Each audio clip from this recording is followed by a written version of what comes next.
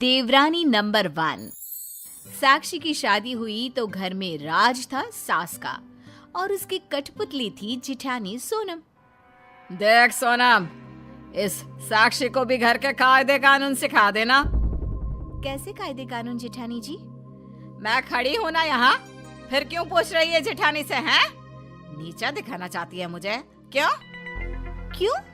आपने ही तो अभी भी जिठानी जी से कहा कि मुझे बता देना, तो मैं उन्हीं से पूछूंगी ना। बताइए ना जिठानी जी, क्या क्या है नियम, कायदे और कानून। सास को समझ में आ जाता है कि साक्षी तेज है और उसे उस पर कमान कसने की जरूरत ज्यादा है। फिर क्या था अगले रोज? अरे साक्षी कहाँ है? मेरे सर पर तेल रख जरा और दम कर मालिश कर दे। मैं कर देती हूँ ना माँ जी, वैसे भी मैं ही तो करती हूँ। अरे नाना, तेरे हाथ देखे है कितने कड़े और टाइट है। मैं तो आराम से सुकून से सर पर तेल लगवाना चाहती हूँ।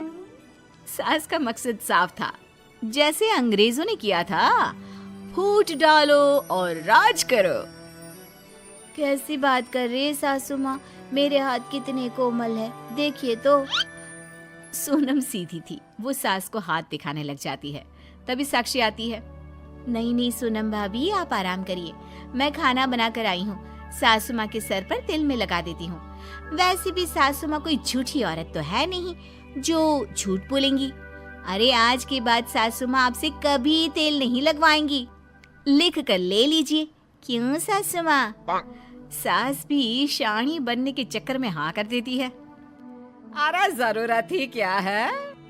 अरे जब ऐसी परी जैसी बहू आ गई है तो ऐसी खड़ूस के हाथ को क्यों मैं अपने सर पर हाथ रखने दूं? सोनम परेशान तो होती है, लेकिन फिर मन में सोचती है बात तो ठीक है, मैंने बहुत काम कर लिया, अब मैं आराम करती हूँ। लेकिन कहाँ, जहाँ सास का राज हो वहाँ सोनम आराम कैसे कर लेती?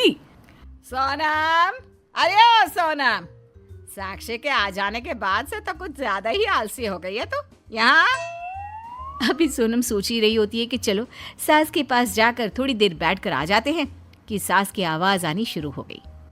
हाय रे, क्या मार दिया मेरे सर पर। हाय रे, ये तो डंडे जैसा लग रहा है। कैसी बात करिए माँ जी, अभी तो मैंने कोमल कोमल हाथों का उपयोग किया है, अभी तो तेज हाथ लगाया ही नहीं है दर्द निकालने के लिए।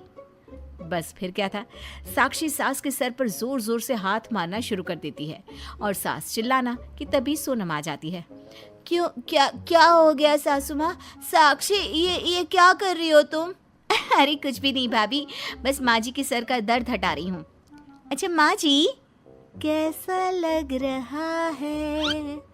सोनम दीदी से अच्छे हाथ है ना मेरे। सास क्या करती, पहले ही सोनम को इतनी खरी खोटी सुना चुकी होती है कि वो उसे कुछ नहीं कहती। अरे रहने दे बहू, रहने दे, सारा दर्द ठीक हो गया मेरा, छोड़ मुझे।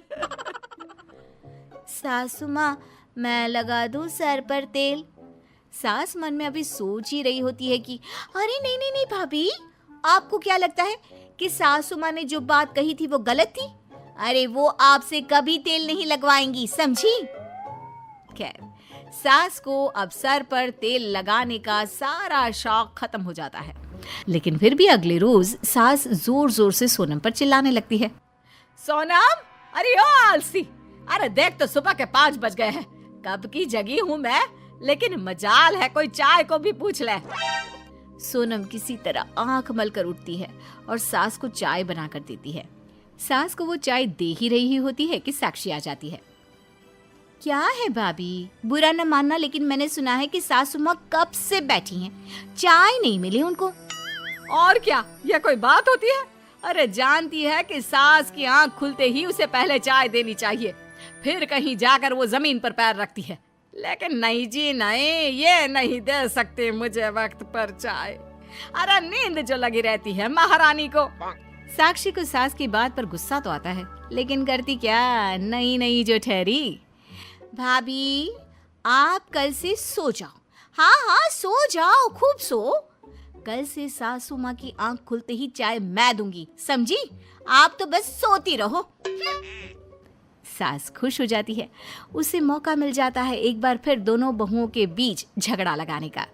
अरे जीती रहे साक्षी बहू, आज के बाद इस सोनम का चेहरा तक मुझे नहीं देखना। वैसे भी उसका चेहरा सुबह सुबह देख लो ना, सारा दिन खराब चला जाता है। सोनम को सास की बात बुरी लगती है। वो कमरे में जाकर रोने लगती है। साक्षी देख लेती है, लेकिन वो सास के सामने कुछ नहीं कह सकती थी। बाद में वो सोनम के कमरे में जाती है। क्या हो गया भाभी, मुझसे नाराज हैं? अरे नहीं साक्षी, तू तो मेरी छोटी बहन जैसी है, लेकिन मैं सासू माँ से हैरान हूँ। मैं कितनी भी नींद में क्यों ना हो, उन्हें चाय जरूर देती थी। दीदी, मैंने सिर्फ आपको इसलिए मना किया कि आप परेशान हो जाती हैं, रोज सुबह जबरदस्ती। आप जानती हैं कि सासू माँ वो चाय भी नहीं पीती। हाँ मैं जानती हूँ, मैंने कई बार पूछा भी, लेकिन कह दिया हर बार मैं लेट कर देती हूँ, इसलिए वो चाय नहीं पीती और सो जाती है। नहीं दीदी, वो आपको रोज परेशान करने के लिए ऐसा कर रही हैं। आप एक काम करिए, कल से आप उठना ही नहीं। अगले रोज रात के 3 बजे साक्षी सास के कमरे में चाय लेकर चली जाती है। सासू माँ, सासू माँ।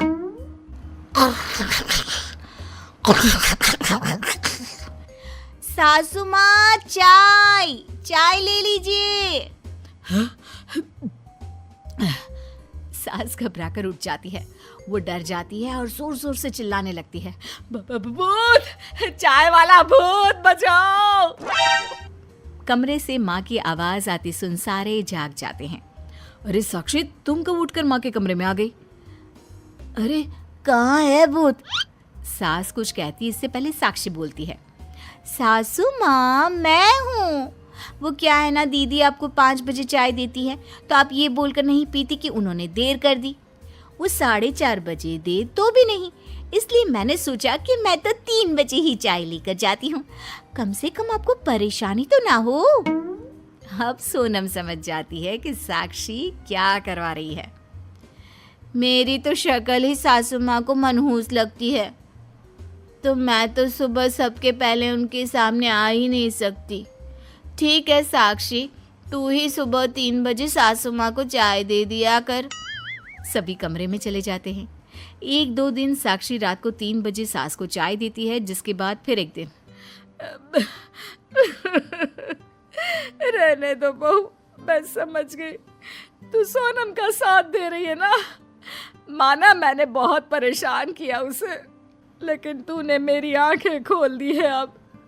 सास सोनम को बुलाती है। सोनम बेटा, तेरी देवरानी तो बहनों से भी ज्यादा तेरा साथ दे रही है।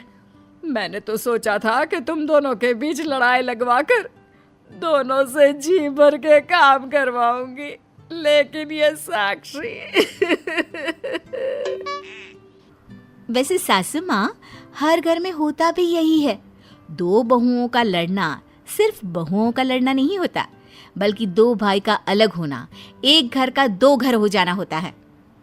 अगर ये बात देवरानी जेठानी समझ ले तो हर देवरानी बन जाएगी देवरानी नंबर 1।